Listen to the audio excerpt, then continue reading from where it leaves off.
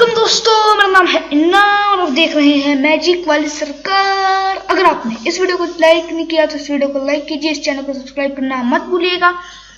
एक लड़का इम्तिहान में एक लड़की के पेपर से नकल मार रहा था। एक लड़का इम्तिहान में एक लड़की के पेपर से नकल मार रहा था।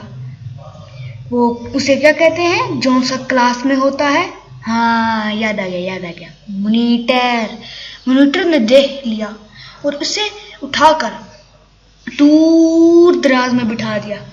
जब इस लड़के को और कुछ ना सूझा तो सवाल के आखिर में लिख दिया, जवाब का बाकी हिस्सा बाजी सुबाना के पेपर में दराफ्त कर फरमाए।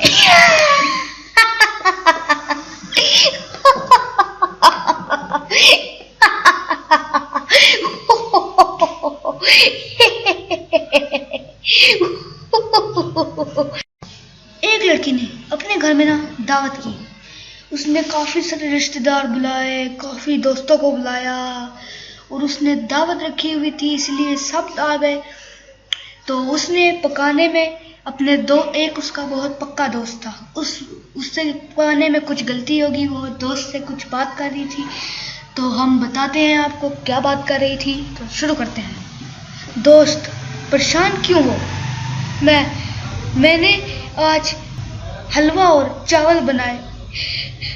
मैंने आज हलवा और चावल बनाए। अब समझ नहीं आ रहा हलवा कौन सा है और चावल कौन से।